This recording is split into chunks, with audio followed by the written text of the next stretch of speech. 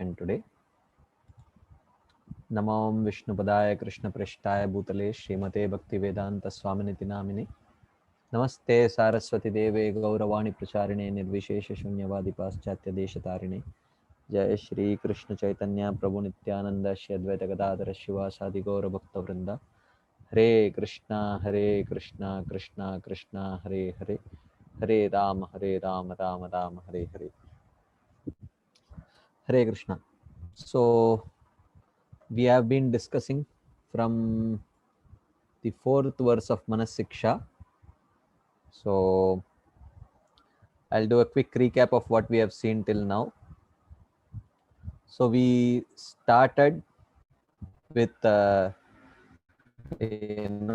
brief recap of the first 3 verses, where in the first verse, in the first verse only Srila Raghunath Das Goswami introduced us to the ultimate goal of Gaudiya Vaishnavas. He says that if your desire is to develop attraction to Vraja Krishna, Radha and Krishna and Vrindavan, if you want to develop unprecedented excessive attachment to Radha and Krishna and Vrindavan, then the means of doing that, he says, is you have to develop that kind of unprecedented excessive attachment to the Tadiya of Krishna, all that the places, things and people related to Krishna.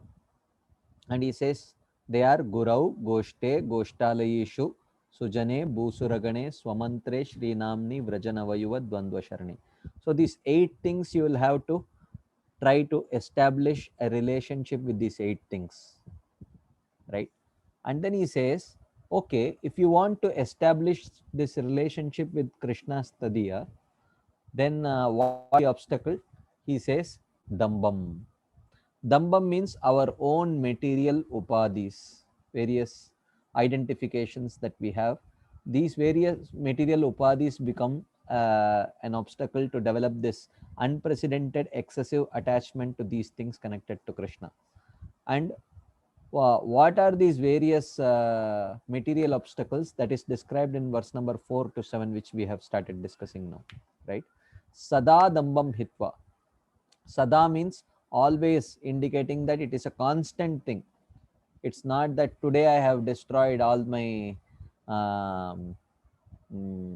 obstacles, from tomorrow I will not have any obstacles. It's not like that. It's a constant thing, right? So that was the first verse, right? Sada dambam hitva and kururatim apurvam atitaram, and develop excessive unprecedented attachment to these 8 things connected to Krishna. In the second verse, he says, okay, so that's not the only thing that you need to do. He says you need to change your paradigm of thinking, feeling, willing, and acting. You need to change your paradigm. So you have to change. If you have been a dharmic person, thinking in terms of dharmasya sankalpo adharmasya varjanam, or if you have been a materialistic person thinking in terms of raga sankalpo dvesha varjanam, I will accept whatever I like and I will reject whatever I don't like, then you have to transcend that paradigm and start thinking in terms of what would be pleasing to Krishna and what would be pleasing to my Guru. Anukulyasya sankalpo pratikulyasya varjanam. One should come to that platform. So that is the main teaching of the second verse. The change of paradigm of thinking, feeling, willing, and acting for a Gaudiya Vaishnava, right? And then he says that then he says, what is the role of Chaitanya Mahaprabhu and Guru in establishing a relationship with Radha and Krishna? That is the next point that he mentions. Both Chaitanya Mahaprabhu and the Guru, they have a very, very vital role. And in fact, without establishing a relationship with them, it is not possible to establish a relationship with Radha and Krishna and Vrindavan. Why? Because Shri Krishna Chaitanya Radha Krishna Nahi Anya. Chaitanya Mahaprabhu is Krishna who has come in the mood and complexion of Radharani. So therefore, for all Gaudiya Vaishnavas, the means of establishing a relationship with Krishna and Vrindavan is only through Chaitanya Mahaprabhu. And Guru is Param Mukunda Preshtatve. The Guru is the dearmost personal associate of Radha and Krishna. So therefore, by pleasing the Guru, he also plays a very, very vital role in our establishing our relationship with Radha and Krishna. So therefore, worship of Guru and worship of Chaitanya Mahaprabhu is very much integral and vital to our establishing a relationship with Radha and Krishna and Vrindavan. So this is the second verse that we saw. And in the third verse, we saw the essential point of, is Vrajabhakti possible through other by taking Diksha and Siksha in other parampara. This was the point that was discussed in the third verse. Essentially, Srila Raghunath Das Goswami says, I am sorry, it is not possible. He says that Yadicher Avasam Vrajabhuvi Saragam Pratijanur Yuvadvandvam Tachet Paricharitum Arad Abhilashe Swarupam Shri Rupam Saganamiha Tasyagrajamapi Sputam Premna Nityam Smaranama Tadatvam Shrunumana. So he says that if you want to stay in Vrindavan and serve Radha and Krishna life after life, then the only means of getting that opportunity is through taking shelter of Sarup Damodar Goswami, Srila Rupa Goswami, Srila Sanatan Goswami and all their associates. That is the only means of attaining that. And what does it mean to associate with them? To associate with them means to take shelter of their writings, right? So this is what in the very, very important instructions in the first 3 verses. So what should be our paradigm of thinking, feeling, willing, and how we can establish a relationship with Krishna through his tadiya, and how it is possible to establish this relationship only through the writings of our acharyas, our own acharyas, right? So, and then in the fourth verse, 4, 5, 6, 7, in these 4 verses, he talks about gradually how you overcome from the grosser anarthas. Gradually you come, you cross the grosser anarthas, and then you tackle subtler and subtler anarthas. That's what we started discussing last time. So in the 4th verse, we will chant the 4th verse, and then we will quickly recap what we have seen. Asadvarta Veshya Visrjamati Sarvasvaharani Kata Mukti Vyagrya Nashrunu Kila Sarvatmagilani Api Tyaktva Lakshmi Patiratimito Vyomanayani Braje Radha Krishna Swarati Mani Dautvam Bhajamana. So here he says 3 gross obstacles to our practice. First, Asad Varta Veshya. So he is comparing mundane talks to Veshya, who is a prostitute who plunders Mati Sarvasva Harani. Just like a prostitute plunders all the money that her customer has, in the same way this Prajalpa actually plunders all our intelligence. Kata Mukti Vyagrya. The second is Mukti Kata. Mukti Kata means talk about liberation, or especially impersonal liberation, where we lose our opportunity to serve Krishna, right? So Kata Mukti Vyagrya, it is considered to be a tigress which devours all souls. Sarvatma Gilani. Api Tyaktva Lakshmi Patiratim Ito Vyomanayanim.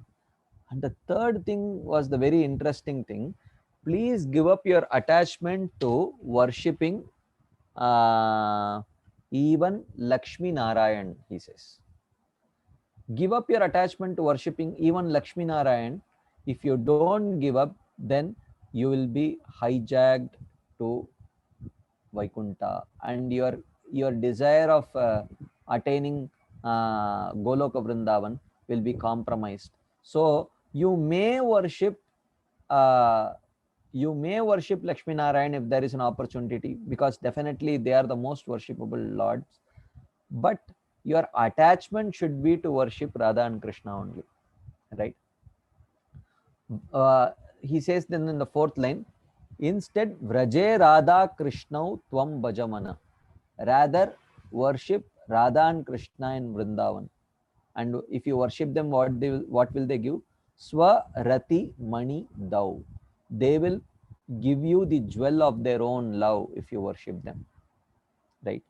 So this is the meaning of the verse. And then in this we started discussing from Bhaktivinoda Thakur's explanation, his Bhajan Darpan commentary about what is this about this mundane gossip, right? So we discussed as that how just as a prostitute takes away the wealth and everything else from an immoral person, similarly material gossip plunders one's intelligence. And he says the only wealth of a living being is his discriminating intelligence. Discriminating intelligence means that which is especially this Shuddha Bhakti Shraddha. Faith in pure devotional service is his most valuable wealth. And material gossip can actually steal that faith, right? So then he says that even lessons in Shastras which promote greed for more wealth, sexual pleasure or anything, any non-pure devotional literature is for a devotee aspiring for love for Radha and Krishna and Vrindavan. For him, any non-pure devotional Vedic literature is also Prajalpa only. That is the point that he is making, right? So even those literatures which do not actually support the conclusions of Srimad Bhagavatam, they also from the point of view of our goal, they are also Prajalpa only, right? Because it will not help us attain that goal. And here Srila Bhaktivinoda Thakur gives a very broad understanding of what is Asad Varta. We saw Varta can mean words or Varta can mean even activities, right? So if you take it as activities, he says any process that increases one's association with and attachment for temporary useless objects is called as Asadvarta. So which means anything that increases our greed to enjoy material objects, that comes within the category of Asadvarta, right? So according to, we saw last time that if you see this kind of a broader definition, then Atyahara prayasascha prajalpo niyamagraha janasangascha laulyamcha shadbir bhaktir vinashyati. All these 6 unfavorable things, according to, as we saw last time in Bhajana Rahasya, Srila Bhaktivinoda Thakur says that these 6 things increases asat trishna, greed to enjoy material things, and prajalpa is one of them. But more or less here he is focusing on this asadvarta as prajalpa, even though the others also we have to carefully avoid, because engagement in either atyahara or prayasa or prajalpa or niyamagraha or janasanga or laulyam, all 6 of these things have the ability to increase our greed to enjoy material objects or asat trishna, right? And then we saw so basically mati sarvasva harani. So what kind of intelligence is stolen by engagement in these activities? He says Krishna bhakti rasa bhavita matihi kriyatam yadi kutopi labhyate tatra laulyam api mulyam ekalam janma koti sukritairna labhyate. He says that Krishna bhakti rasa bhavita mati, that intelligence which is absorbed in rasa for pure devotional service to Krishna, yadi labhyate, if it is available in market, he says kutopi kriyatam, somehow or other one should purchase it. And what is the currency to purchase it? Tatra laulyam api mulyam ekalam, intense greed for that rasa is the only price. And by engagement in these kind of asadvarta, atyahara prayasascha prajalpo niyamagraha janasangascha laulyam cha, we lose that greed and we develop greed for other material objects. That's what he is indicating. And in this context, we discussed briefly from Srila Bhaktivinoda Thakur's Bhaktya Loka. In that, we discussed from the essay on Prajalpa by Srila Bhaktivinoda Thakur. So I will do a quick recap. So he says that the word Prajalpa in itself does not have a negative connotation. Prajalpa can mean anything. A general conversation is also Prajalpa. But because in this world most people are godless, therefore whenever they come together they discuss only godless topics, so therefore that is unfavorable Prajalpa. But he says that our great acharyas, they engaged in fruitful Prajalpa, which is Prajalpa which enhances one's Krishna consciousness. So he says that we should follow our Mahajans who engaged in this way. So, and he says that, but there are other puffed up devotees who say that actually the greatest Mahajans are those who refrain from any kind of speaking, because any kind of speaking is unfavorable for one's devotional progress. This is what they say. But this, we do not agree with this kind of understanding. He says, Mahajano yena gatasya panta. Our Mahajans are Rupa Goswami, Sanatan Goswami, who all engaged in Krishna Katha. But if you don't want to accept those Mahajans, then even Srila Vyasadeva, Shukadeva Goswami, Prahlad Maharaj and Sri Chaitanya Mahaprabhu and his associates, all of them engaged in this kind of Prajalpa, which is discussing Krishna Katha. They didn't follow Mauna Vrata, right? And then he says that there are 8 types of Prajalpa: useless talks, arguments, gossip, debates, fault finding in others, speaking falsehoods, blaspheming devotees, and worldly talk. So 8 types, and we briefly discussed about them. First, he talks about useless talks, means that which is not directly Krishna conscious topics. So he says that one should not waste time in non-Krishna conscious topics, even though they may not seem to be directly detrimental to our Krishna consciousness. But if they are not connected to Krishna consciousness, then one should actually avoid engaging in such kind of topics. Because in Bhagavad Gita, Krishna says that one who understands Krishna's glories, aham sarvasya prabhavo mattas sarvam pravartate. Who is that person who understands this glory? He says, iti matva bhajante mam buddha bhava samanvita. That intelligent person who understands this point, actually bhava samanvita mam bhajante. He worships me with great love. And how does one worship Krishna with great love? He says in the next verse, Machitta madgata prana bodhayanta parasparam katayantascha mam nityam tushyanti cha ramanti cha. Devotees come together and mutually share Krishna Katha with each other. And if no one is there, they spontaneously sing the glories of the Supreme Personality of Godhead. And in this way, they constantly experience satisfaction and enjoyment.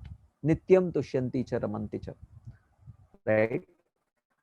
And also Krishna says, Satatam kirtayanto mam.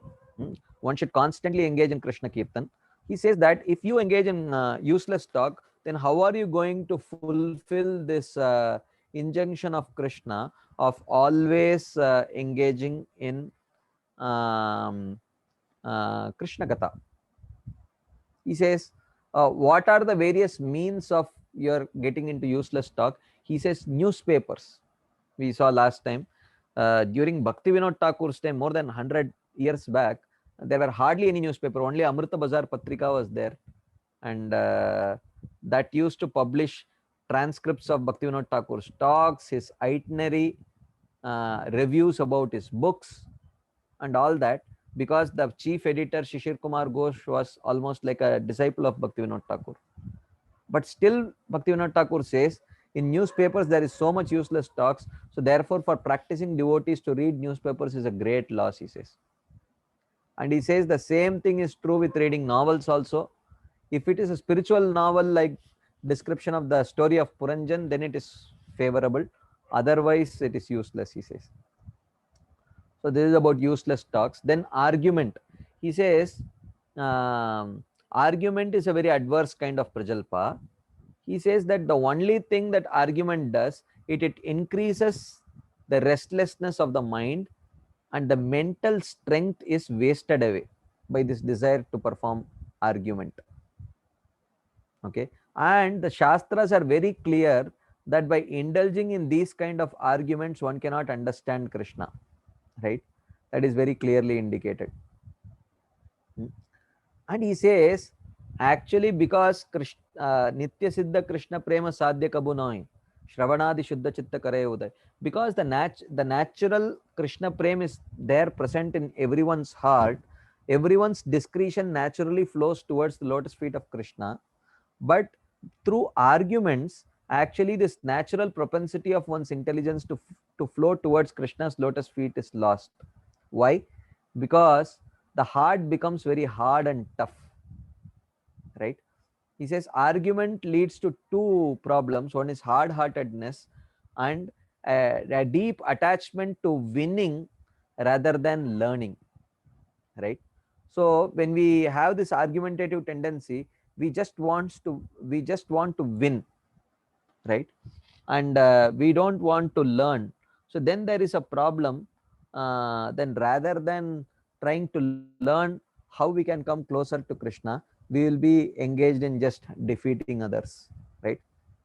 But he says, look, if you have a tendency to argue or discuss, why don't you come together and discuss the Dashamula Tattva, the 10 essential conclusions of the Shastras, right?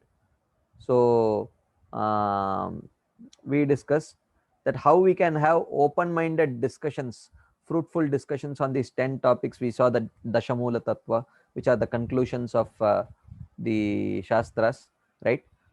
It talks about Sambandha, Abhideya and Prayojan, 10 topics, right? So he says that if you come together and discuss about this Dashamula Tattva and try to share your own understanding with each other, that is not a prajalpa. That's a very favorable prajalpa. That is not argument. And he says rather this should be done. Chaitanya Mahaprabhu says, Atayeva Bhagavata Karaha Vichar. You should study Srimad Bhagavatam very scrutinizingly, he says, right?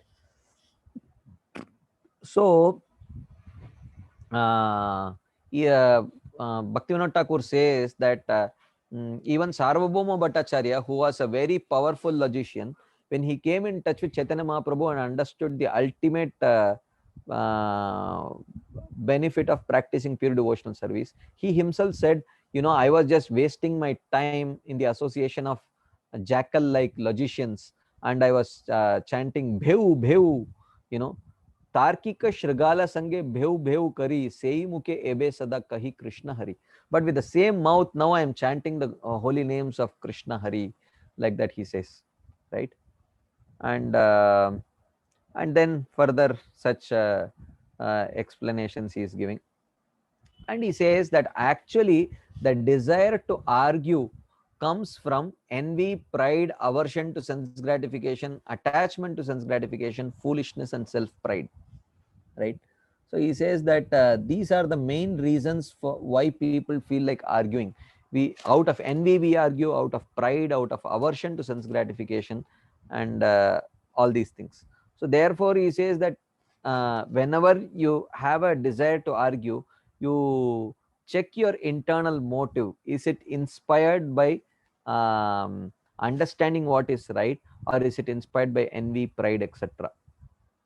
But definitely devotees should indulge in useful churning of Krishna conscious topics. So that's how our Shravanam can lead to Mananam and Nididhyasanam, right? So our hearing should lead to our reflecting on the topics that we have heard, and that reflection in association should also lead to realization and application, right? This we discussed. And then the third kind of prajalpa that we discussed about was gossiping. So gossiping means talking about others without a substantial reason, right? So most of the times Bhaktivinoda Thakur writes, we talk about others generally to establish our own reputation, right? Because we are envious of other people's reputation, we want to discuss their character. But he says that if we are very busy discussing others and pulling others down, he says that in such a person's mind or heart, the lotus feet of Krishna can never be fixed. He says, therefore, one should completely give up talking about others, right? Then he says that, but in the practice of devotional service, there are many favorable topics that are faultless, even though it is about others. It's not that we cannot talk anything about others, but there is a way of favorably talking about others, and he gives some examples, right? So he says that especially for householders, he says it is not possible to completely give up speaking about others. Hmm. So he says that, but renunciants definitely have no business talking about others, but householders, he says that when still, if householders make all of their material activities, if they can connect it to Krishna, even though they may have to speak about others, it becomes sinless and it becomes a part of devotional service, like that. But he says even householders should not talk about anyone else in a detrimental way. Okay. So, and not definitely not without a reason, like that. And then he says, but sometimes when the guru has to instruct his disciples, or when great mahajans have to teach something to the common public, they may use someone else's life as an example, and in such cases, for such purposes, actually talking about others is not very unfavorable, he says. For example, he gives many examples from the Bhagavatam. Shukadeva Goswami talks about mm, materialistic people who waste their time at night sleeping and having indulging in sexual activities, and during the day they are very much busy earning money to maintain their family. So like that, he seems to criticize them, but it is just to um, teach good lesson for sincere spiritual practitioners, and also because Srila Shukadeva Goswami was a very exalted soul, and he had the noble motive of properly instructing people with genuine inspiration. Therefore, that does not fall under unfavorable prajalpa or gossiping about others, right? Then he says, and also Chaitanya Mahaprabhu, in instructing in interested renunciates, he actually warned them about pseudo uh, renunciation principles, how one can be affected by pseudo renunciation principles. So he speaks about that. He tells about that, that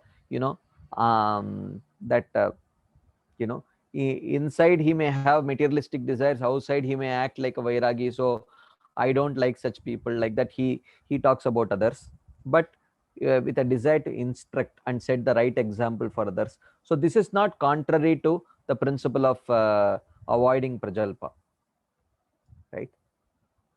And Maitreya also talks about vena, right? This is not prajalpa, like that. So he says that such talk is always auspicious and favorable to devotional service.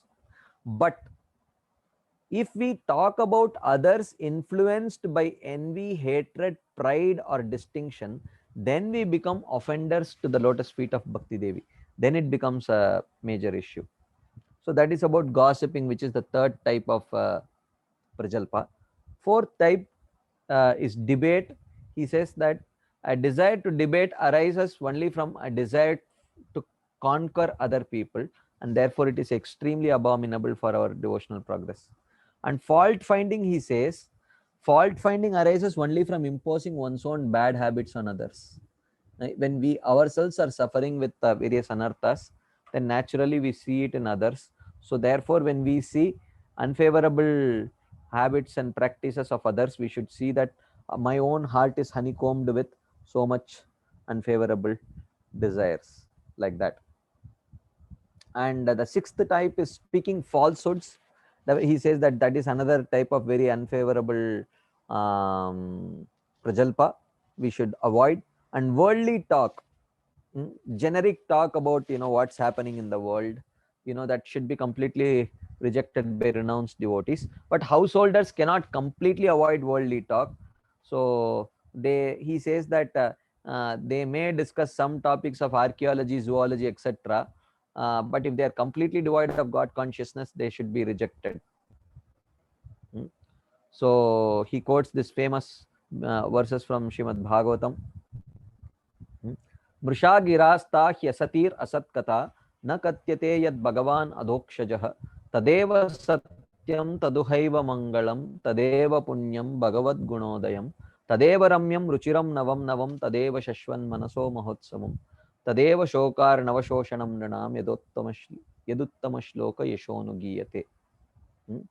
So he says that how words that do not describe the transcendental personality of Godhead, but instead deals with temporary useless matters, are simply false and useless, right? Um, uh, Only those words that manifest the transcendental qualities of Supreme Lord are actually truthful, auspicious, pious, right? They are only attractive, they are only ever fresh and relishable, and they are a perpetual festival for the mind, and they have the ability to dry up the ocean of misery. Tadeva shokar navashoshanam ranam yaduttama shloka yashonugiyate. Right? So like that, he talks about worldly talk. Then finally, the eighth and the most detrimental type of Prajalpa is blaspheming the sadhus, right? Which is the first of the Nama Parad. He says, he very powerfully makes a statement. He says, if one wants to attain devotion to Lord Hari, then he should make a vow like this. What is that vow? In this life, I will never blaspheme sadhus. So he says that make this vow, and you are gifting, you are going to give the most valuable jewel in your spiritual life to yourself, like that, he says. So and then he gives the example of Daksha, how Daksha lost his life and longevity and beauty, fame, everything by Mahad Ninda, right? So in conclusion, Srila Bhaktivinoda Thakur mentioned that so whatever Prajalpa is not favorable for devotional service, one should give up. Then he says ideally one should he says ideally one should pass one's life without sin. One should not speak anything more than whatever little is necessary. So so that principle one can try to follow, right? And speak that which is auspicious for oneself and for others. So then finally he concludes this essay by telling, Paraswabhava karmani ya prashamsati nindati sa ashu brashyate swartad asati abhiniveshatah. He says that whoever indulges in either praising others or criticizing others, basically just trying to flatter others for no tangible spiritual purpose, then such a person will very quickly be deviated from his own spiritual interest, because he will get entangled in this illusory dualities of seeing material good and material bad, right? So therefore this is the essential principle of Prajalpa. So this we discussed last time. So and then we did start discussing about mukti, but before we very briefly touched on this topic, but before we start that, I will wait for a few seconds to see if there are any quick comments, discussions, reflections based on what we have discussed about Prajalpa, because this I think from next time we will directly start from Mukti Katha only. So we will not recap this Prajalpa. But before we wind up this topic, If there are any quick final comments, you can please raise your hands. We can discuss for a few seconds and then we can move ahead. Yes, Premanandini Mataji, I am unmuting you, Mataji. Hare Krishna Prabhu, this is Rajavinath Shamadas from Yes. Premanandini. Prabhuji, can you define what is blasphemy? I'm sure you have covered this before, but probably I better missed it. So blasphemy, what constitutes to blasphemy and what doesn't constitute to blasphemy? Blasphemy means, as Bhaktivinoda Thakur indicates, that if we are talking about others inspired by envy, pride, and with a desire to pull that person down, then that is blasphemy. So yeah, I don't know if you have any further comments. I am unmuting you again. Is that if you want further clarification? Yeah, I mean, see, when I think about blaspheming sadhus, nobody would try to do it. But what happens is that you're defining sadhus as devotees are sadhus. But in the ISKCON circles, there are different fragments where one fragment thinks that the other person is not a devotee. And then that constitutes blasphemy. Okay, can you give But me? I just want to get a clarity on that fragments, or I mean, I don't know, sects, like whatever you call it. So like, there could be we might as devotees of who believe that we are the true followers of Prabhupada. Okay. We might unconsciously have blasphemed somebody else. So that is what I want to avoid if possible. So in that case, if we have a genuine desire to actually save someone else from not getting deviated, so we can essentially highlight the principles, like if I see that you are getting inspired by this particular sect, but I just want to tell you that these are the philosophical problems which is not in line with the teachings of our parampara. So you may want to consider, rather than personally addressing anyone, if you have a genuine concern for that person not getting deviated, so then we can definitely present the principles which are deviant, rather than directly attacking people. Got it, bro. Got it. Yeah. So anything else before we move forward? You can please raise your hands and then we can take it for a few seconds.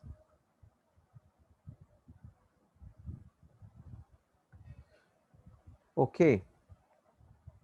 Yeah, Navdeep Chandra Prabhu, I am unmuting you, bro.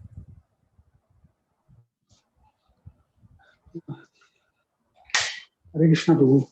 Yes. So probably one question I had asked like during the third verse, and you said that you will answer later. So I'm not sure whether that has been answered or not. Like it was like Aranya Vihari Prabhu had asked the question, like how come we are getting to like follow Radha Krishna, and I had asked like each and every individual already has a relationship and it had to be awakened. So can that be an answer for that? So you said that you will later tell that. Oh, what was the question, bro? He had said that, he had asked like why some are chosen to. Prabhu, your internet is poor, so your voice is breaking. Vaikuntha, and some are chosen to select. You had answered something, I don't remember exactly the answer. So I had asked like whether we can. Prabhu, we are not able to hear you properly. I think you have a problem with internet. Report. Yeah, your internet is poor, Prabhu. We are not able to. Your voice is breaking continuously. We are not able to hear you properly. You can type your question in the chat box too. I can type and I can type. Yeah. Yeah. You Okay, I type, we can will take type it. and I'll take it in the middle. You can type. Take your time to type. Okay. Anything else before we move forward?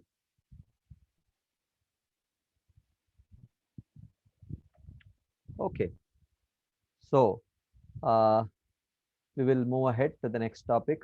So we started discussing about Mukti Katha. So discussions of Mukti or merging into the impersonal Brahman are like a ferocious tigress which devours everyone's soul. Right? So Srila Bhaktivinoda Thakur mentions here. Here the word Mukti or liberation refers to Brahma Nirvana, also called as Sahajya Mukti. This type of liberation involves merging into either the impersonal Brahman effulgence of God or the body of God directly. Sahajya Mukti negates the eternal individuality of the self, right? So it negates the eternal individuality of the self. So if it negates, then uh, for um, for devotional service, you need a master and servant. But if there is only one person, then there is no question of service actually. So because there is no question of servant, everyone is a master or like that, right? So it is not the ultimate truth any more than there are flowers growing in the sky, right? So flowers don't bloom in the sky, it's just an imagination. Similarly, in reality, you cannot negate your individuality, right? So he says that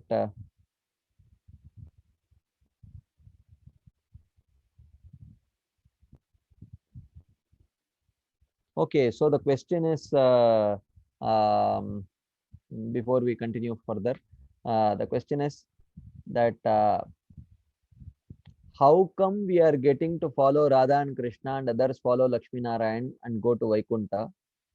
And you had answered that uh, like each and every individual already has a relationship and it had to be awakened. Can that be an answer to that question? And you said you will answer later.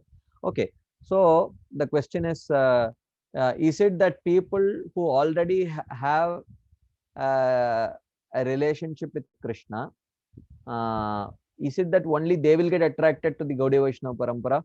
Is it that those who have an eternal relationship with Lakshmi Narayan, is it that they will get attracted to Sri Vaishnava Parampara or Madhva Parampara?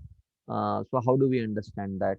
I mean, of course, this there is an explanation that is given to this in both Brihad Bhagavatamrit and Shri Chaitanya Chandrodaya Natak by Srila Kavi Karnapur.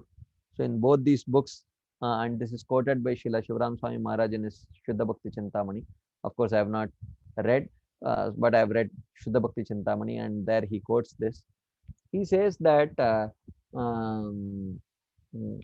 first in Chaitanya Chandrodaya Natak, there is a Chaitanya Mahaprabhu is addressing his devotees, which includes Advaita Acharya, Shivas Thakur, like that.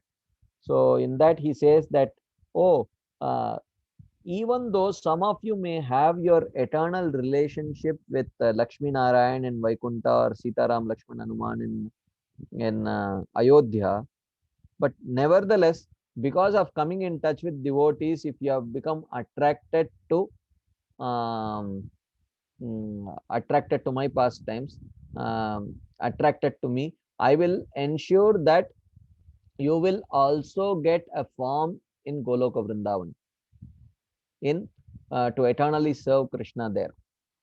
So this is spoken by Chaitanya Mahaprabhu. It's a very specific reference.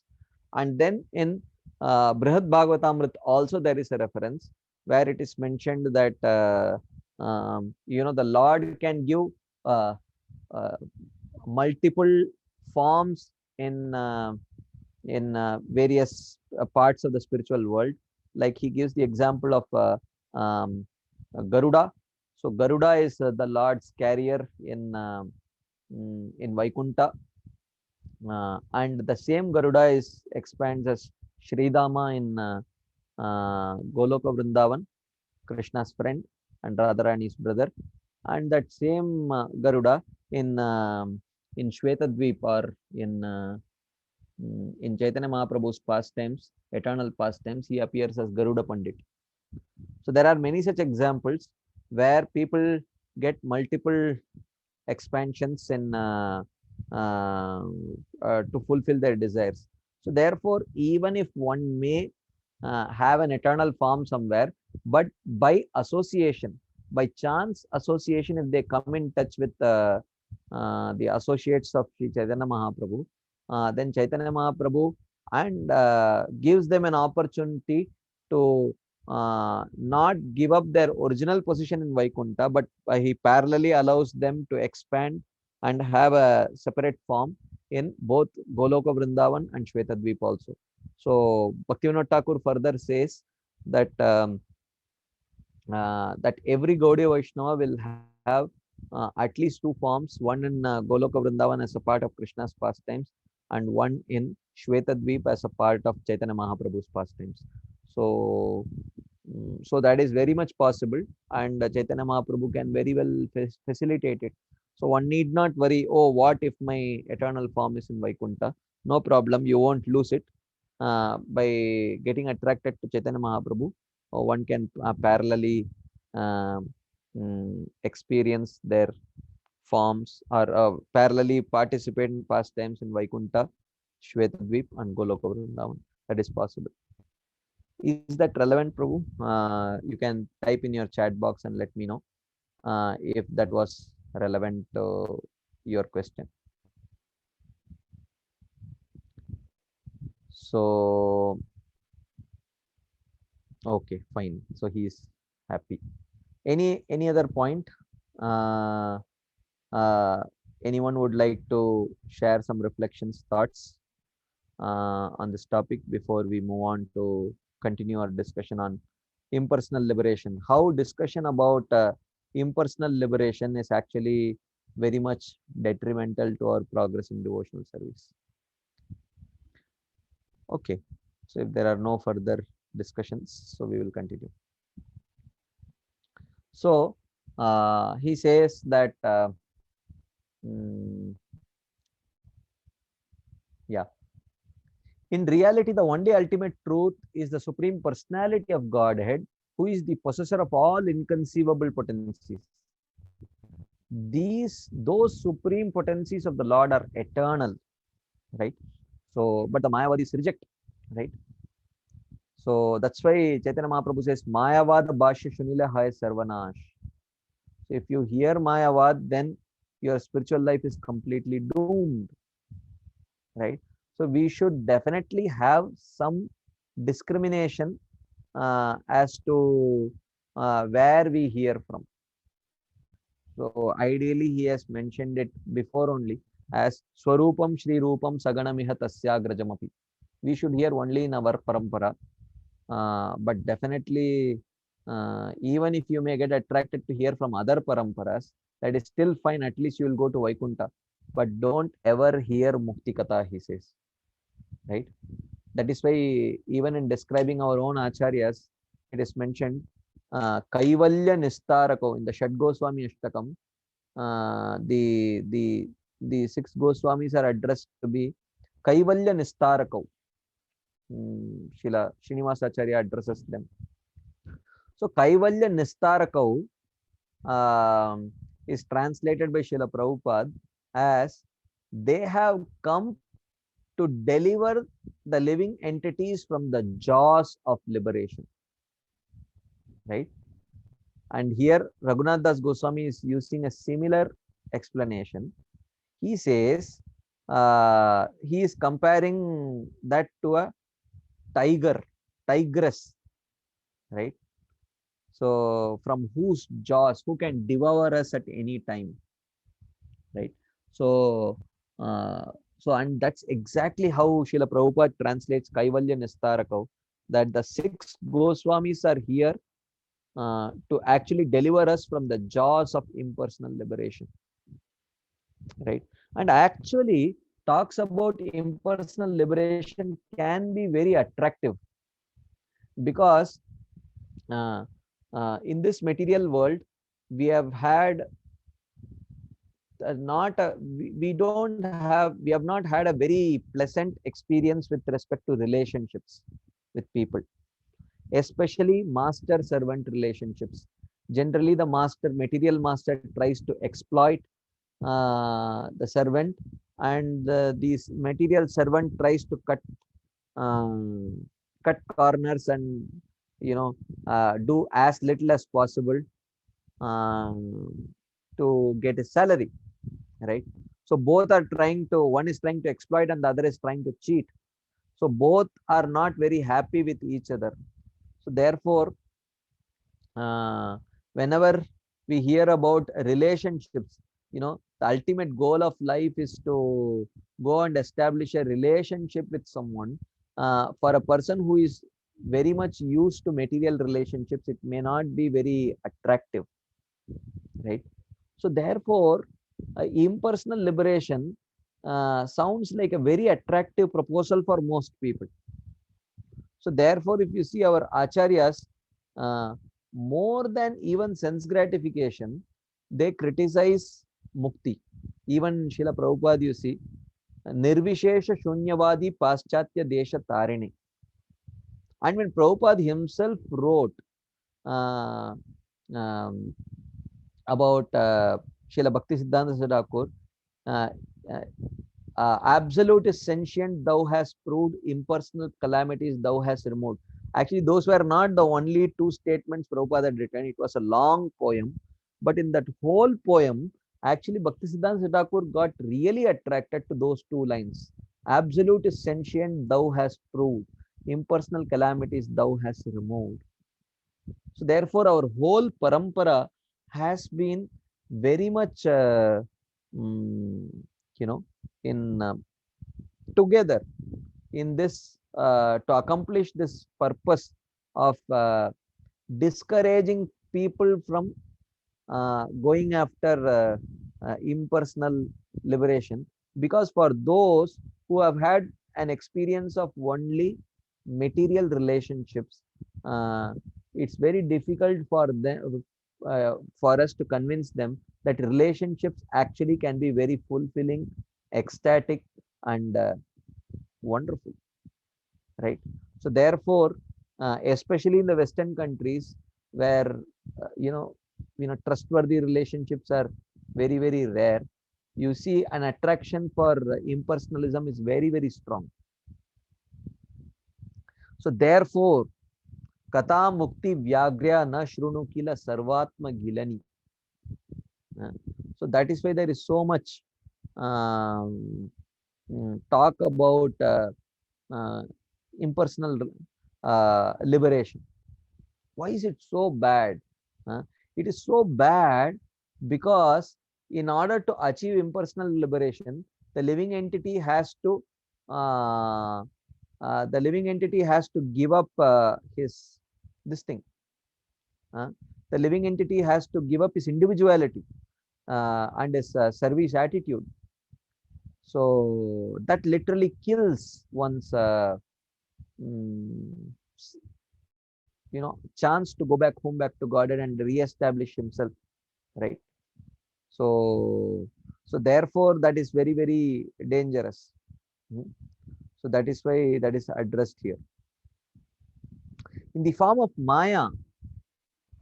So he says that the supreme potencies of the Lord are eternal, right? The divine potency manifests the Lord's transcendental pastimes. In the form of Maya, she creates endless material universes as well as the physical and subtle material bodies of conditioned souls. In her aspect as a marginal potency, she manifests countless minuscule living beings, the jivas. Some people are envious of Bhagavan and his devotees, right? These are the Nitya Baddhas. There are also some who are apathetic to Bhagavan's name, form, qualities, pastimes, and considering them to be imaginary. So these are the Mayavadis, right? So the Mayavadis consider uh, the Lord's name, form, qualities, and pastimes to be imaginary, right? So like that. Although such uh, although such envious or apathetic persons continue to suffer the reactions of their karma, they experience some sort of pleasure by discussing impersonal liberation, right? They get some sort of pleasure by discussing impersonal liberation. But that happiness is like the happiness of a criminal who commits suicide in order to escape punishment, right? So that is the point. So uh, therefore, we must very carefully abandon all topics and all contemplation of the process of worship for attaining impersonal liberation, right? Because then we are doomed. Then there is no scope for practicing devotional service. That is why actually it is very, very important for us to have really pleasant relationships with each other, um, each other devotee, and especially from a if you play the role of a superior to your subordinate, it is all the more important that our dealings with our subordinate can give them a glimpse of what it means, what it would be like to have to become a servant in the spiritual world. But if our dealings with our subordinates especially, and of course with other devotees also, if it actually is a reflection of the kind of relationships that one would have in the material world only, that of cheating and exploitation, and harsh speech, uh, then ultimately, uh, I don't think there would be anyone would feel significantly enthusiastic to aspire for establishing a relationship with Krishna also. Mm. So therefore, it's all the more important for devotees uh, to actually act in such a way that our actions can be a reflection of what it would be like in the spiritual world interacting with devotees there. Mm. So otherwise, uh, you know, it will impersonal liberation would continue to be a very, very attractive proposal. Mm. Then we can't do anything, right? So yeah, there is a question. Is that a question or a comment? I don't know. A green bird entering a green tree. Yeah, a green bird entering a green tree indicates that the individuality is not lost. Uh, yeah, of course. Yeah, individuality is not lost, even in impersonal liberation. But then the potential of the jiva to serve is lost. Even though the individuality is not lost, but the potential to serve is not, is it becomes completely unmanifest. Uh, so that is the problem, right? Okay. So he says also one must give up the association of those who are eager for impersonal liberation. Because in their association, we will also get similar desires. Such liberation is like a tigress which devours the soul, right? And Srila Rupa Goswami has written in his Bhakti Rasamrit Sindhu, Bhukti Mukti Spruha Yavat Pishachi Hridi Vartate, Tavat Bhakti Sukasyatra Katam Abhyudayo Bhavet. He says, Katam Tavat Bhakti Sukasya Hridi Abhyudayo Bhavet. How can the happiness of bhakti arise in the heart? Bhukti Mukti Spruhayavat, when the witch of the desire for enjoyment and liberation remains there. As long as the desire for enjoyment or the desire for liberation is there within the heart, how can the desire for bhakti manifest within that heart? So, so that's the point that he says that it's not very favorable. And in today's day and age, this kind of mukti katha can come in various forms. We may not necessarily, it may not come in the form of like Shariraka Bhashya, the commentaries of Vedanta Sutra written by Srila Shankaracharya and all. So in many forms, we may just be indiscriminate in our hearing and reading. We may, so most of the other organizations that are there and the famous gurus, they more or less speak impersonalism only. So if we are indiscriminate in our hearing, then there is a very good possibility that we may get affected by these thoughts of impersonalism, right? So he says, Shri Krishna Charanamboja Seva Nirvrita Chetasam Yesham Mokshaya Bhaktanam Na Kadachit Spruha Bhavet. This is also from Bhakti Rasam Srila Rupa Goswami writes. He says, Yesham Seva Nirvrita Chetasam Bhaktanam.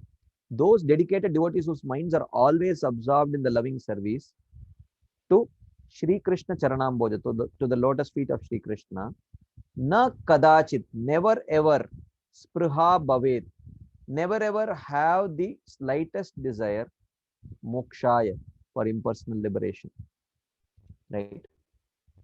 So this is what he says, that because it is very detrimental. That is why in Bhakti Rasam Sindhu also, if you see, again and again, almost 30-35 verses, Srila Rupa Goswami quotes as proofs that how desire for mukti is unfavorable for bhakti, right? Desire to escape suffering, that cannot be the prime motive of our practicing bhakti. So mukti means to escape suffering. So, but if as devotees, especially as leaders, if we cannot give a favorable Krishna conscious experience to our subordinates and other devotees, then actually we are indirectly becoming the cause of their developing more attraction towards impersonal liberation. So therefore it is very important that we endeavor our best to give a very favorable Krishna conscious happy experience to people around us, so that actually they don't become fearful of establishing a relationship. So therefore it's not just sufficient for us to share Krishna consciousness with others. We should also share it in such a way that they are happy having our company. They are happy and looking forward to relationships, because in the spiritual world, the only attractive thing, the only thing that we can look forward to, or the most important thing to look forward to, is actually a relationship with Krishna. So therefore it is our responsibility that indirectly uh, to not push others towards aspiring, internally hankering for mukti, is that is in our hands, so that we give them a good experience, so that for them mukti is no longer very attractive. So that's what he writes about the second point, which is kata mukti vyagrya na shrunu kila sarvatma gilani. The second obstacle, which is discussion about mukti. Any quick comments, discussions before we move further to the next topic?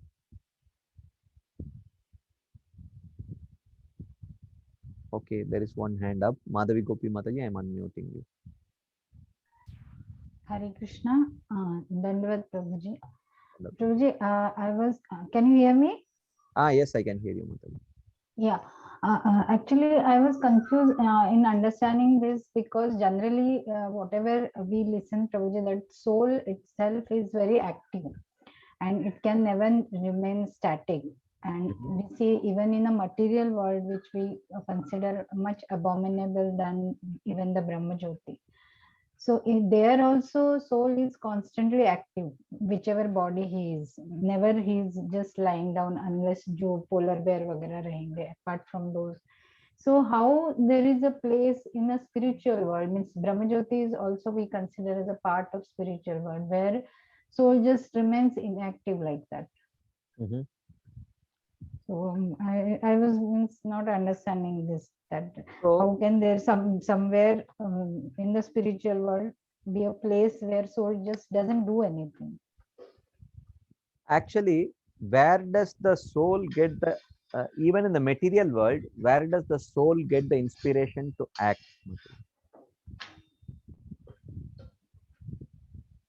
I'm asking you. Yeah, Where yeah. is Krishna, what does Krishna say in Bhagavad Gita? Nahi kaschit kshanamapi jatu tishtatya karma krit karyate hi avashak karma sarva prakriti jair gunaihi. He says, in this material world, a conditioned soul cannot stay without acting even for a moment, he says. Yeah. Nahi kaschit kshanamapi jatu tishtati akarma krit. But he gives an explanation why it cannot remain without acting. Karyate hi avashak karma sarva prakriti jair gunaihi. Because he says that the living entity, because he has accumulated various material vasanas, impressions, which are product of three modes, he is pushed by those material impressions to helplessly act. So in the material world, what pushes the soul to act are his material impressions which he has accumulated over many lifetimes. So for and in the spiritual world, what is inspiring the soul to act? Favorable Krishna conscious impressions, right? Right. So the spiritual world, the impetus to act comes from Krishna conscious impressions. The material world, the inspiration to act comes from material impressions. In the Brahma Jyoti, that is the state where the material impressions have been completely cleansed, but spiritual impressions have not yet been written. So in the absence of both material and spiritual impressions, actually there is no impetus for the living entity to act. So therefore in Brahma Jyoti, the living entity cannot act because there is no impetus to act. Okay, so at the causative level, it differs, and means the causative factor becomes the cause of big non-activity of the soul in Brahmajyoti. Yeah, yeah, because the impressions are not there. There is nothing that inspires the soul, right? So if someone in the material world also, if he endeavors to uh, become, if he endeavors to join IIT, he joins some coaching classes. But that endeavor to act in that direction comes from a lot of solid impressions which actually glorify IIT. So he must have heard about the glories of IIT. He must have seen IIT students excelling in all fields. So that will give him the impetus. But if someone has never heard about IIT, then he will not get any impetus to enroll and do so much hard work to get into that institution. So in the material world also, the impetus comes from vasanas, and in the spiritual world also, the impetus for the soul to act comes from vasanas. In Brahma Jyoti, because the soul is without any material impressions and without favorable spiritual impressions, therefore there is no impetus to act. So Is that okay, whatever Muthu? sadhana those aspiring for Sayuji Mukti perform, that is what kind of sadhana? Like they are not concentrating on the name, form, qualities of the Lord. No, At no, the no, no. same time, they are getting free from the material desires also. So what sadhana then? What kind of sadhana it is like? So those who are aspiring after impersonal liberation as a goal, they also have to worship the personal form of the Lord. So their aspiration can be impersonal, merging in the impersonal Brahma Jyoti, but they cannot reject the personal form, because if they reject the personal form, then Krishna says Mogasha, Moga Karmano, Moga Jnana Vichetasa. Then their aspiration to attain any goal will be frustrated. So, therefore, Mayavadis never attain Brahma Jyoti, even though they aspire to attain Brahma Jyoti. So, Mayavadis, because they reject the form of the Lord, as Bhaktivinoda Thakur writes here, they don't escape the law of karma at all and attain Brahma Jyoti. But the proper Jnana Yogis and Ashtanga Yogis who accept personal form, worship the personal form, but they may have an aspiration to enter into the impersonal Brahma Jyoti, they can actually attain the Brahma Jyoti. And such people in their practice, as I said, a part of their practice is definitely worshipping the personal form of the Lord. And apart from that, they meditate on the various verses of the Upanishads, which talk about the nature of soul, the nature of Brahman. And before that, they practice Nishkama Karma Yoga very strictly. And in that way, slowly their heart becomes, and subsequently they practice meditate the Upanishadic verses, and also along with that they do practice some limbs of devotional service also. Okay, Prabhu. Yeah, means somewhat actually lot of questions arise when we discuss on means currently what we are discussing, because if they are aware of the form of the Lord and they know, they also concentrate on the form, in spite of that they desire for formless Brahman. Why, what is the impetus for them? I don't know, like maybe in some other time we can. Oh, no, because we are discussing about impersonal liberation, it's a relevant point, and it's always this point always comes, so better we discuss it now. So why is it that such people, even though they know about the form of the Lord, they worship the form of the Lord, why don't they aspire to go and achieve the abode of the Lord? And why do they want to merge in the impersonal Brahman? If you see, knowledge does not create that inspiration. One should have, so something we all have, we take it for granted. We think that we aspire to go back to the spiritual world because we have knowledge of the spiritual world. This is wrong, actually. It is not because of knowledge of the spiritual world that we aspire to go back home, back to Godhead. It is because we have Bhaktionmukhi Sukriti, which has been mercifully distributed by many kind-hearted devotees.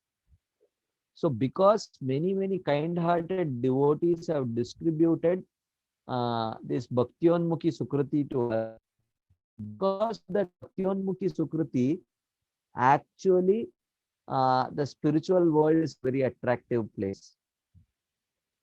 Otherwise, if we did not have this Bhaktionmukhi Sukriti, which has been mercifully distributed by other devotees, we would also be aspiring after the impersonal Brahma Jyoti only. So it is not knowledge that creates particular taste, but rather it is the Sukriti. So therefore, those Jnana Yogis and Ashtanga Yogis, they lack that Bhaktionmukhi Sukriti. So therefore, for them, it becomes very difficult. They cannot actually aspire for the spiritual world. So therefore, we should not think that just by knowledge of the spiritual world, we can get attracted to the spiritual world. It has this element of Sukriti also, right? Like even in the material world, if you see, just like if you take the example of mango, like especially for mango, everyone has a very regional tongue. Like you ask a Maharashtrian, he will say Ratnagiri Apus is world's best mango.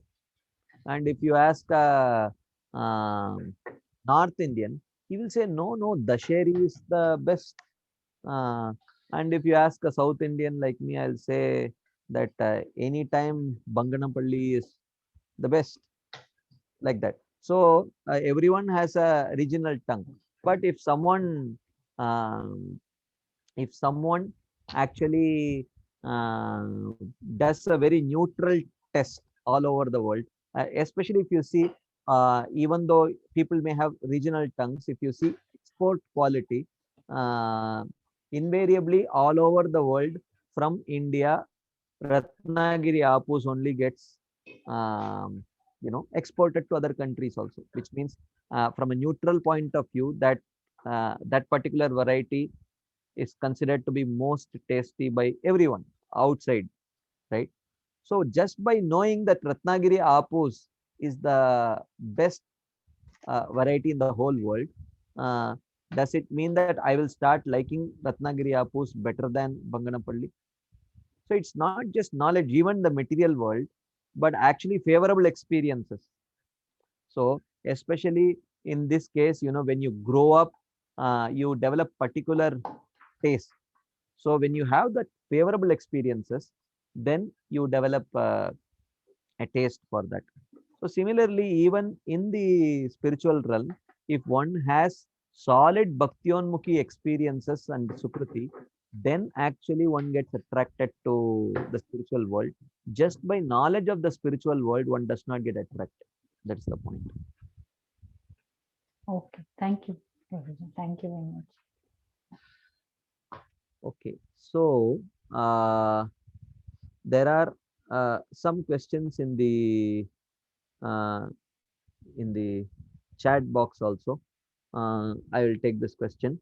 So there is one question which says, when when a leader fails to give favorable Krishna conscious explanations or ambience, it leads to desire for impersonal liberation in the followers.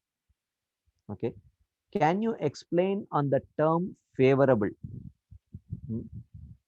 So favorable means a conscious effort uh, to show that I care for you, and your relationship uh, really matters to me, and your progress I am really concerned about.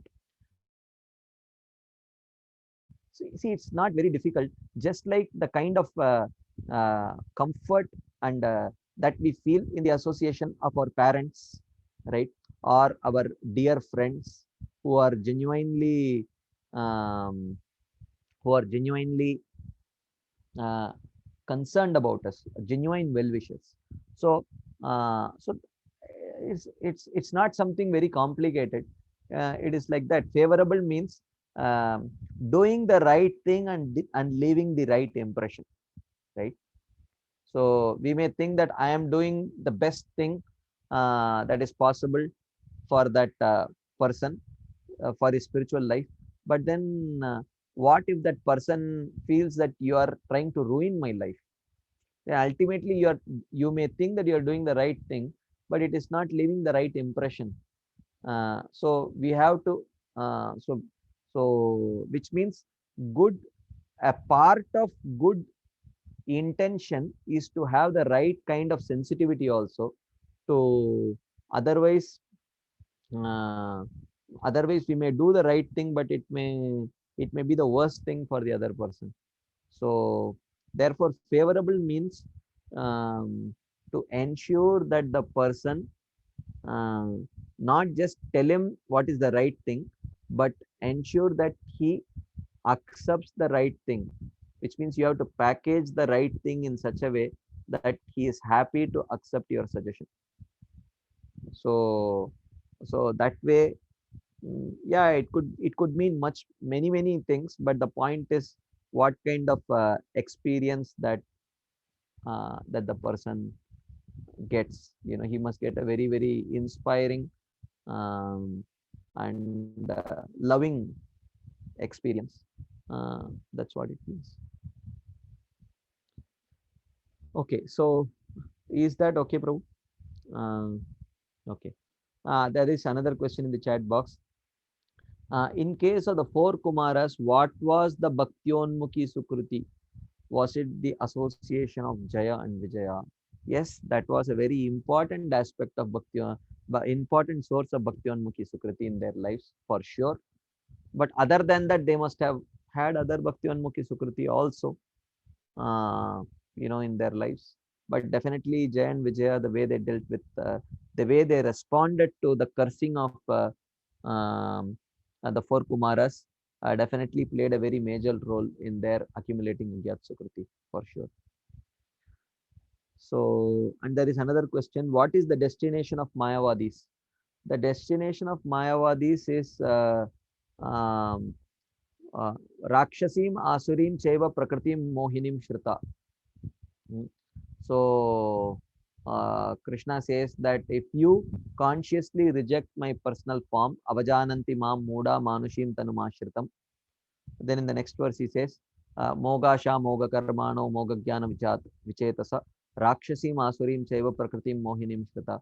So he ensures that they take birth in not so favorable yoni, or in one sense you can say they are left, even though they want mukti, but they are hopelessly under the grips of their own karma. So that is the, yeah, that definitely they, uh, that's their destination. So, but definitely Brahmajyoti is not their destination. Their destination is they will never escape um, the they will never escape the wheel of samsara. Punarapi jananam, punarapi maranam, punarapi janani jatare shayanam. Iha samsare bahudustare. For them, it will be practically impossible to live unless they give up those Mayavadi tendencies of rejecting the form, glories, and name of the Supreme Personality of Godhead. Like that. Is that is that okay? Is that relevant? Okay. So, are there any further comments, discussion points? You can either raise your hands or type in the chat box, um, and we can take those points before we move on to the next theme. Okay. So because there are no further discussions, we'll move on to the next third gross obstacle that is mentioned by Srila Raghunath Das Goswami here. He says the third is Api tyaktva Lakshmi patiratim ito vyomanayanim. He says the attachment for Lakshmi Pati Narayan takes one to Vaikunta. Now one may say, what is wrong with that? You know, like I was somewhere speaking on this particular verse, and there was one devotee, initiated devotee sitting there. He actually grew up in a Sri Vaishnava Sampradaya, uh, but he was not a Sri Vaishnava like me. I was a Sri Vaishnava in name only, in one sense, because most of the time I didn't stay at home, and I was, right from a very young age, I was in a boarding school where, no one bothered about practicing any spiritual practices, So no one actually, if you do something like that, you'll be severely ridiculed. That was the kind of environment in which I grew up. So even though at least my mother, I can say, was quite devoted. Uh,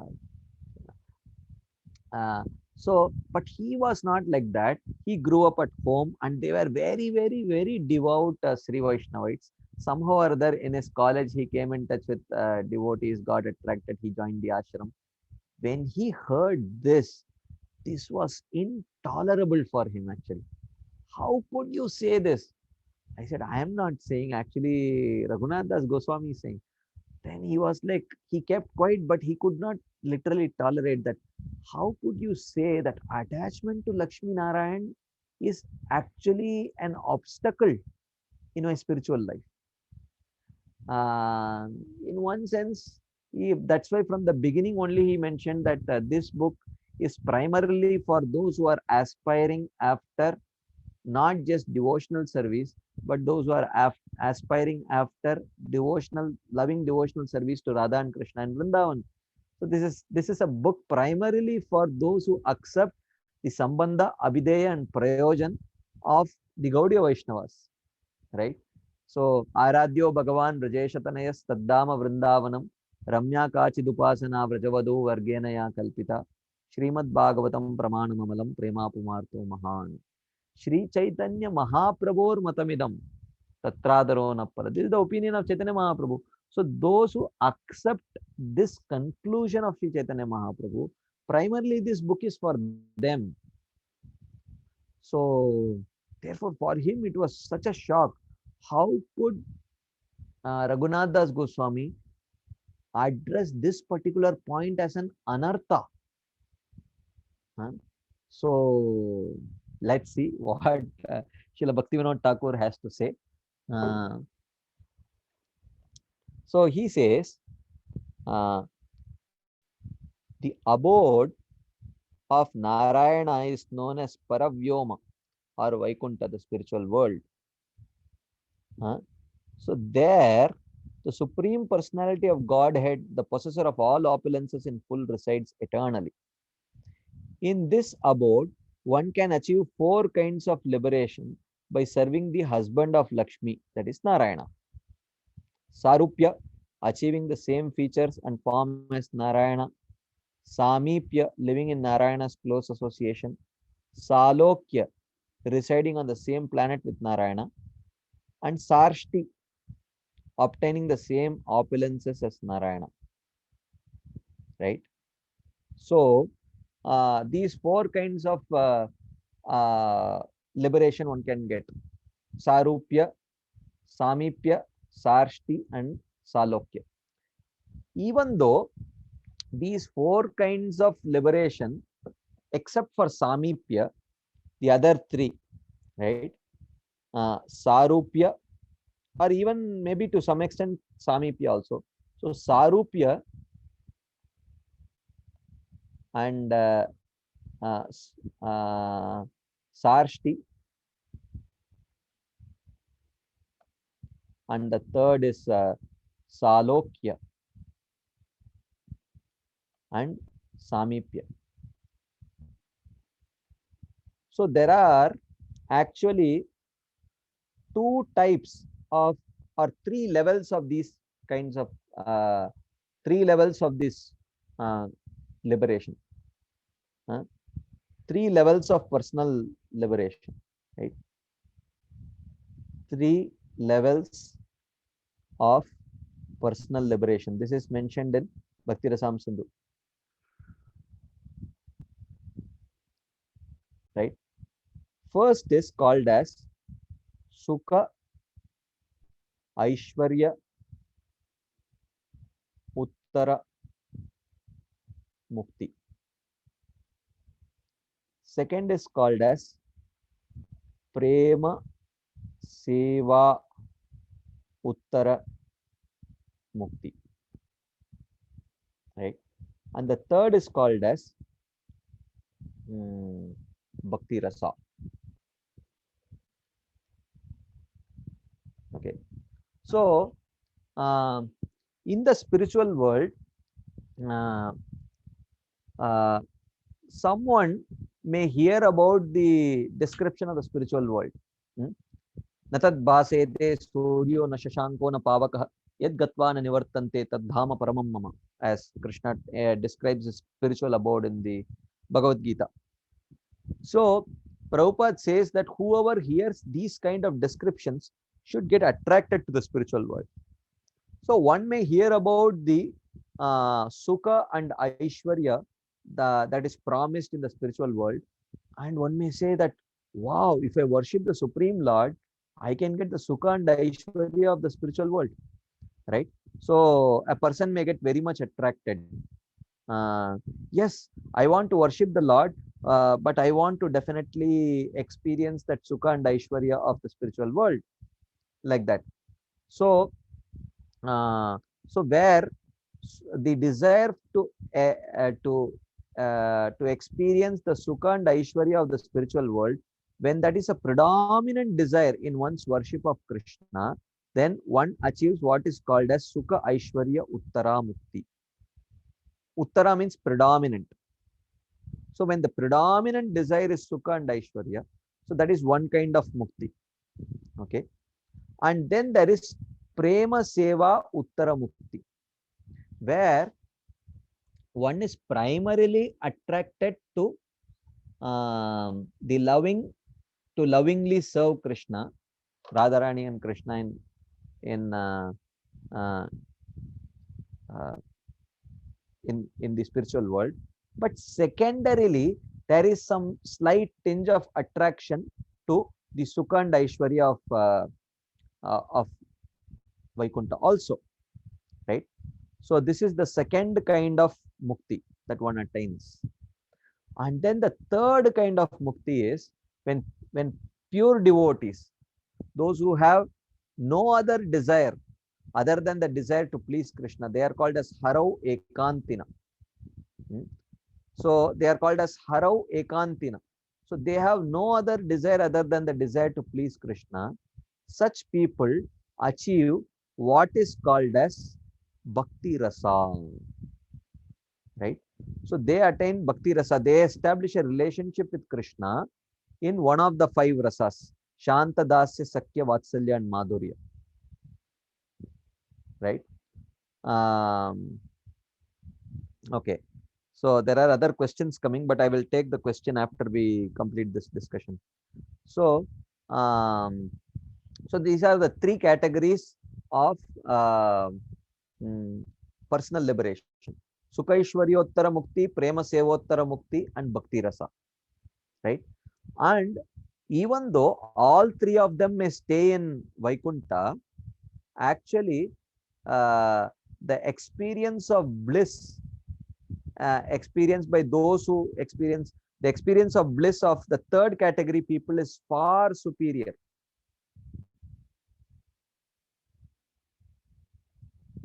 Right? And then after that comes the bliss of the 2nd category people, which is called as Shantarati. Right? And then the 1st category people, even though they may reside in Vaikuntha, actually their experience of bliss will be much less. Right? So so therefore, even though people may be staying in the same place, but their experience of bliss may not necessarily be the same. Right? So that is what is being discussed here. So so this discussion comes in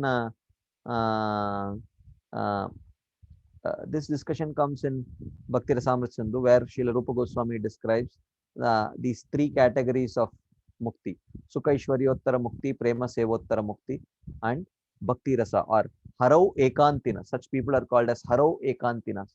They have no other desire other than the desire to please Krishna. And such people are Narayana Parasarve Nakutaschana Bibyati Swarga Apavarga Narakeshu Api Tulyartha Darshina. So such people see Swarga, Apavarga or Naraka. You know, for them it is exactly the same. There is no difference between Swarga, Apavarga and Naraka for them, because all it matters to them is opportunity to serve Krishna. So if they have an opportunity to serve Krishna in Naraka, they are willing to accept it. But the first 2 categories of people have an attachment to Vaikuntha, the Sukha and Aishwarya of Vaikuntha to various degrees, right? Like that. So, but so to Vaikuntha one can go with these kind of desires. They are not necessarily completely pure desires. So Sukhaishwaryottara Mukti generally is the Karma Mishra Bhaktas. They achieve Sukhaishwaryottara Mukti, and the Jnana Mishra Bhaktas and Yoga Mishra Bhaktas generally attain the Shantarati, the 2nd category. and pure devotees, they attain bhakti rasa. So this is far superior bliss, right? So okay, any quick comments, discussions before we move forward? Because if you have any questions, you can please raise your hands and we can have a discussion before we move forward. Because this is one important topic that we have discussed about these three levels of mukti and Vaikuntha. Is there any question regarding this? You can please raise your hands, or you can type in the chat box also, whatever you feel comfortable. Okay, so let's move ahead. There is a question, there was a question in the chat box, where I heard that while worshipping Shri Shri Radha Vrindavan Vihari, also we should be in the mode of Lakshmi Narayan. Yeah, that is definitely there in the because in the beginning, so in the mood of Lakshmi Narayan means not to become overly familiar and have a very overly familiar attitude towards the deities, especially when we have not developed that kind of a spontaneous attraction to them. So that's what it means. But literally, Prabhupada did not want us to, he did want us to serve Radha Krishna only. That is why nowhere he established the deities of Lakshmi Narayan, even though he very much insisted that that devotees do worship Krishna in the mood of Lakshmi Narayan. But nevertheless, that was to begin with. But eventually, when they worship Radha and Krishna in the mood of Lakshmi Narayan, gradually when they progress and when Anartha Nivritti happens, then subsequently he did want them to worship in the mood of how the Vrajavasis would worship Radha and Krishna only. So Prabhupada did clarify this very clearly, that in the beginning, neophytes should worship Radha and Krishna in the mode of Lakshmi Narayan. But nevertheless, he never did say one should worship Lakshmi Narayan. He said one should worship Radha Krishna only. Right? There is another question in the chat box which says, is Sahyajya Mukti not applicable in Vaikuntha Loka? The meaning of Sahyajya Mukti means Brahma Jyoti. So when you go to Vaikuntha Loka, where is Brahma Jyoti? Brahma Jyoti is just the effulgence that is emanating from the abode or from the body of the Supreme Lord. So Sahyajya Mukti by itself means no impersonal only. There is no personal abode there. Any other quick comments, discussions before we move forward?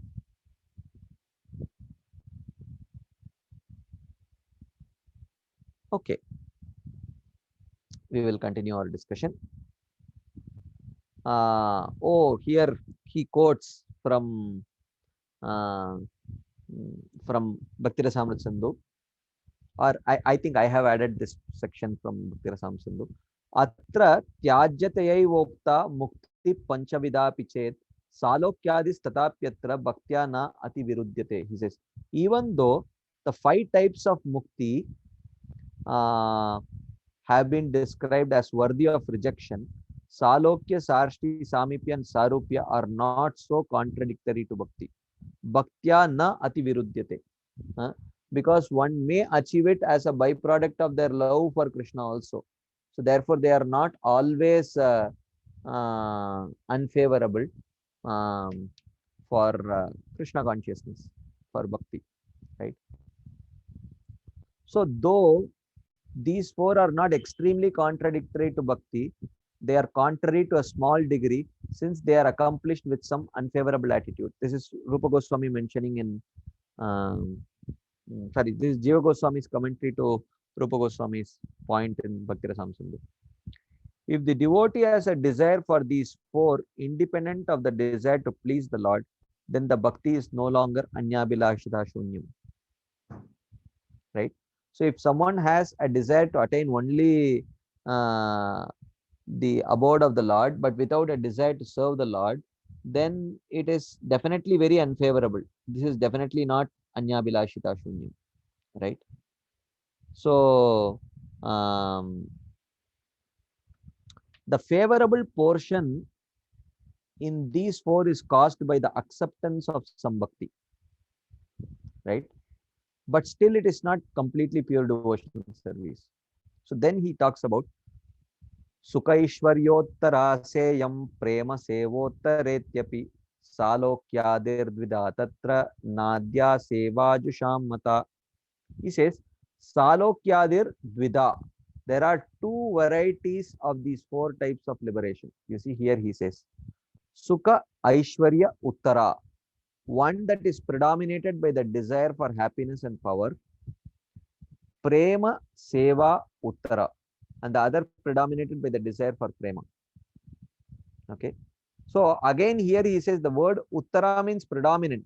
Even though it says Prema Seva Uttara, the predominant desire is to do Prema Seva, but secondarily there is also a desire for Sukha and Aishwarya of Vaikunta, right?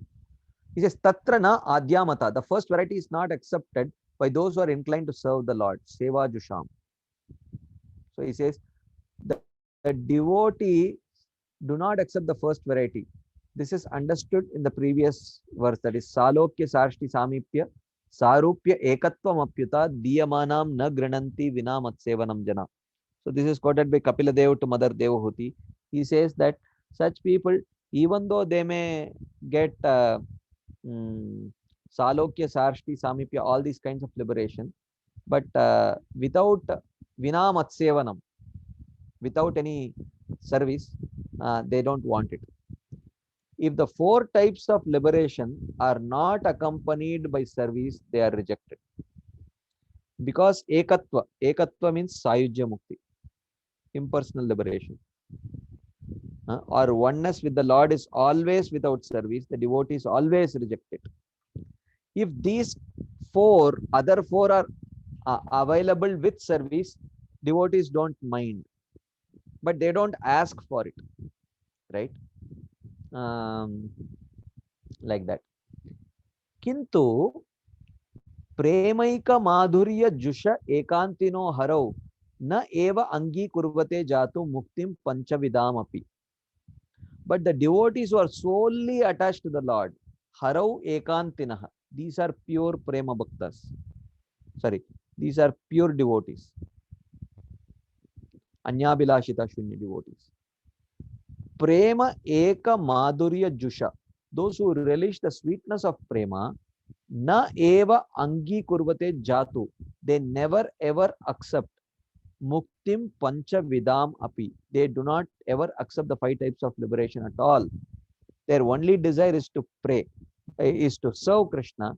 So therefore, they never ask for any of these kinds of liberation at all. Right? Like that. By the use of the word Uttara, a little desire for Sukha and Aishwarya is indicated in Prema Seva also, in Prema Seva Uttara. However, the devotees do not desire that portion, therefore they reject Prema Seva Uttara Mukti also. For the pure devotees, those 4 types of liberation achieved as second terms. So even though they may not want liberation, they may say, dear Lord, you send me to hell, or send me to heaven, or you send me to take me to give me your abode.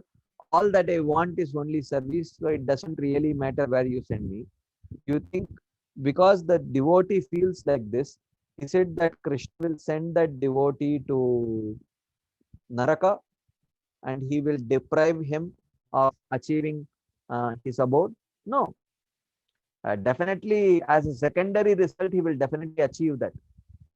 So he says, Matsevaya pratitam te salokyadi chatushtayam nechanti sevaya purna kutonya kala viplutam. This comes in the episode of Ambarish Maharaj, right? Where the Lord tells Durvasa Muni that Matsevaya prati salayadi chatushtayam. By serving me, automatically my devotee gets all these 4 types of personal liberation. Nechanti, even though he may not desire it. Why is he not desiring these 4 kinds of even personal liberation? Sevaya Purna. he is completely satisfied with serving me, therefore he does not desire. Like that it is mentioned. So even though the devotee may not necessarily personally desire these four kinds of liberation, but the Lord does not deprive his devotee. That is the point.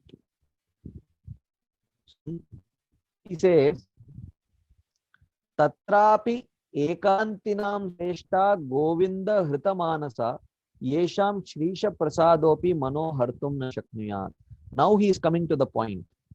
He says that Tatrapi ekantinam Harav ekant.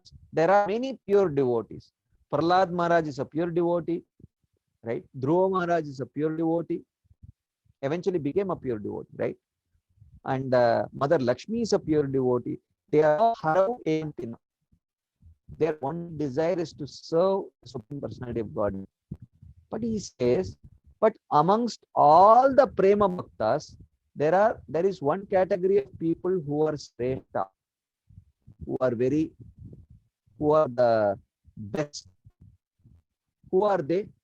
Govinda Krita Manasa. Those hearts are stolen by Govinda. Right. So Govinda here refers to primarily Krishna,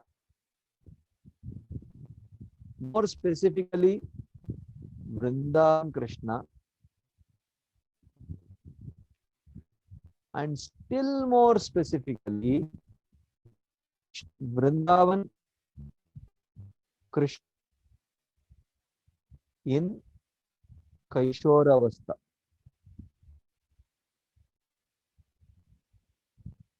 So, Tatrapi ekantinam sreshta Govinda Hritamanasa. So, Govinda Hritamanasa therefore primarily refers to Krishna Bhaktas, right? More specifically, it refers to Vraja Bhaktas, and most specifically, it refers to the Gopis. So, Tatrapi ekantinam sreshta Govinda Hritamanasa. So he says, amongst the devotees who are solely dedicated to serving the Lord in prema, the best are those whose hearts have been stolen by Govinda. So this this means that devotees of Krishna are in one sense are superior to the devotees of all the other incarnations, or even amongst the devotees of Krishna, Vrajabhaktas are the best, and even amongst Vrajabhaktas, the Gopis are the best. So this is what is indicated by this word Govinda Hrimanasa, right? Yesham Prasadopi Manohartum na Shakniya, right? So it is meant that even the kindness of the Narayana or the Advams of Krishna cannot steal. Right? Even near the home of the Lord cannot steal their hearts.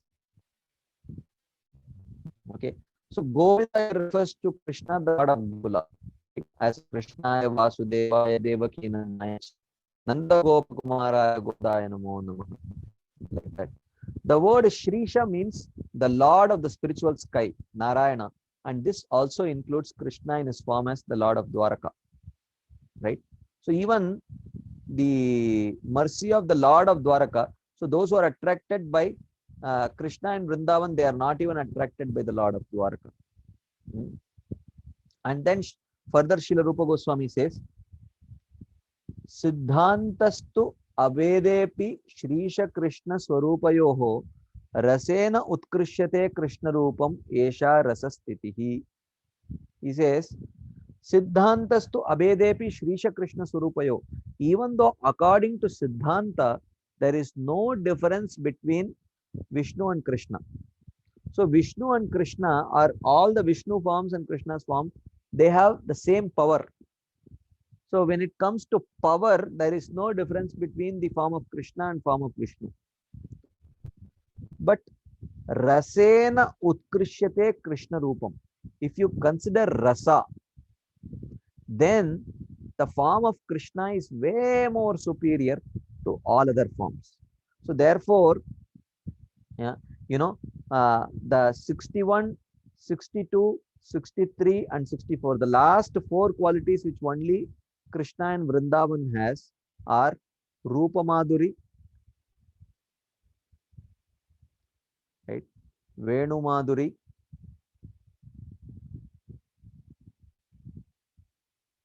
Leela Madhuri,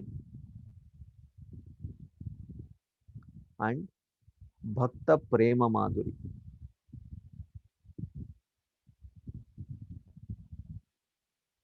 These are the qualities which are not there in the other forms, in the other Vishnu forms. Rupa Madhuri means it's exquisite beauty, which is not seen in other forms. Venu Madhuri means the beautiful sound of his flute. Leela Madhuri means his exceptional Leela, which is the sweet Leela, which is not seen in the other forms of the Lord. And Bhakta Prema Madhuri means the ability to attract the hearts of his devotees to such an extent that no other incarnation has the capacity to attract the heart of the devotees of that form to such an extent, right? So these four, all these four are connected to rasa. So all these four are connected to rasa and not powers.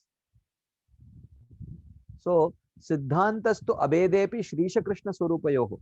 According to Siddhanta, there is no difference between Narayana and Krishna. But when you bring in the concept of rasa, then Krishna's form is far more superior, right? And then, okay, there is a question.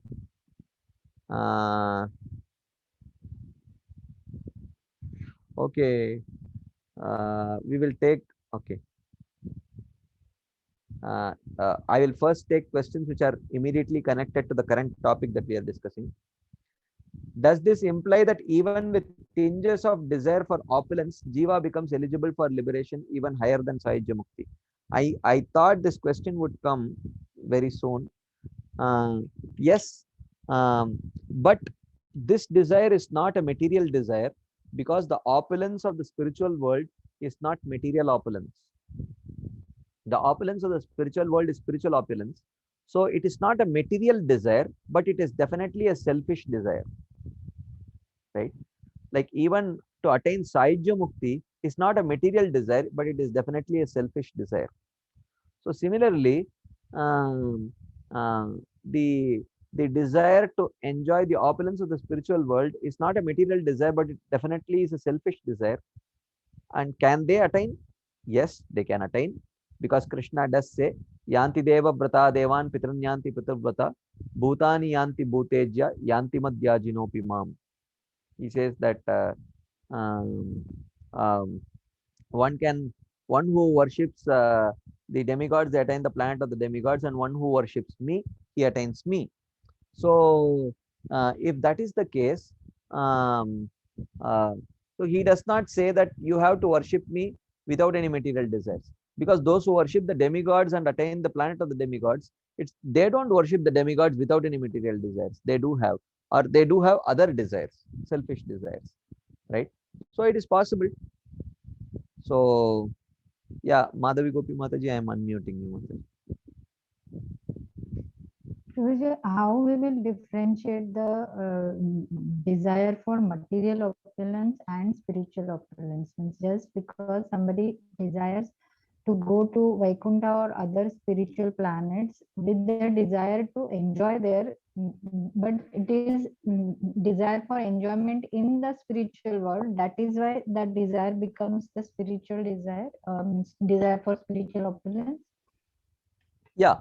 Yeah, but as I said, there are two things. One is material desire as against spiritual desire, but a spiritual desire can also be a selfish desire. Like even wanting Sahyajya Mukti or merging in the impersonal Brahmajyoti, because one does not want to suffer in this material world, is also a selfish desire, even though it is not a material desire.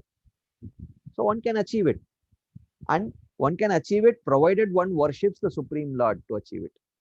So similarly here, even those who are aspiring after the Sukha and Aishwarya of Vaikuntha, they are, even though it's a selfish desire, but they are willing to fulfill that selfish desire by serving Krishna. So Krishna rewards them for that. But Krishna does not give them the bliss of uh, Bhakti Rasa. That they are deprived of. For that, they will have to give up that selfish desire, and they must want only to serve Krishna. So for them, Krishna reserves that Bhakti Rasa. So, but others can go to Vaikuntha. It's like, what is the real fun in going to SL world but not getting to uh, you know, participate in any of those rides. Uh, so you are allowed inside the SL world. You can always say, oh, that I went to SL world. But if someone asks, like, okay, which are the rides that you went? And he said, oh, I didn't go and participate in any of the rides. So what is the big deal? So one may go to Vaikunta, but if one may not experience the Bhakti Rasa, so one may experience something much lesser than that. So that is possible. Okay, thank you, Prabhu.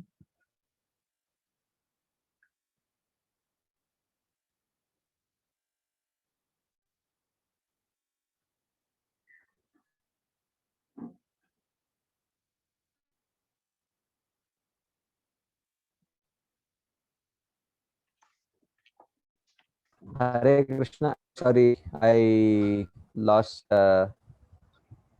my signal. So hope I am audible now. So the point is that yes, it is possible to go to the spiritual world and experience the bliss of the Sukha and Aishwarya, but one will never be able to experience the bliss of Krishna Prema and the Bhakti Rasa. That is not possible. They will be deprived of that. That is that okay, Mataji? Yes, Prabhuji. So anything else before we wind up for the day? We have 2 minutes left. So if there are any quick comments, questions, then we can take for a few seconds. You can please raise your hands and then we can discuss. Anything?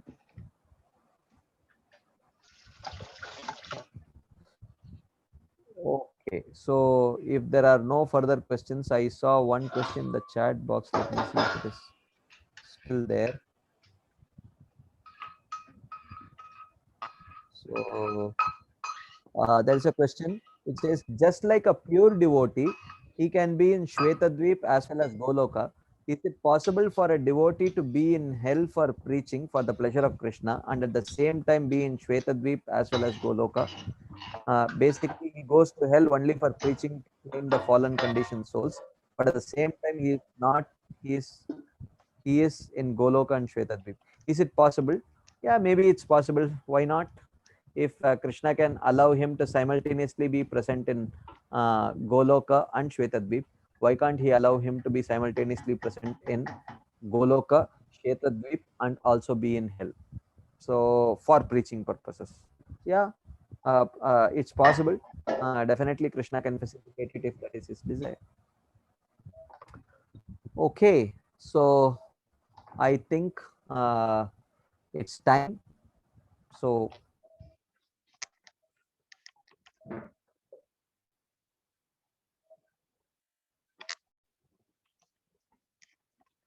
Vaduna?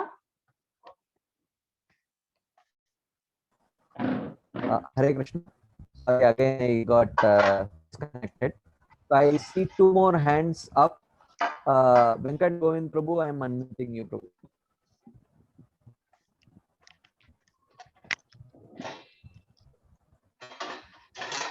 Venkat Govind Prabhu.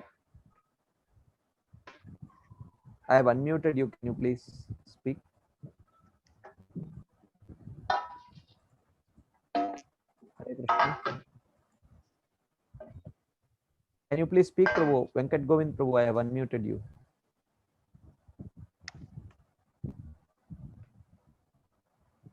Yeah, I think there is some problem. I don't know. Somehow. Vaishnavi, Venkat Govind Prabhu. Vaishu. Okay. So I think we will end our discussion. We'll end our discussion here, and we will continue this discussion next week. Srila Prabhupada ki jai. Srila Raghunath Das Goswami Pad ki jai. Hare Krishna. Manah Siksha ki jai.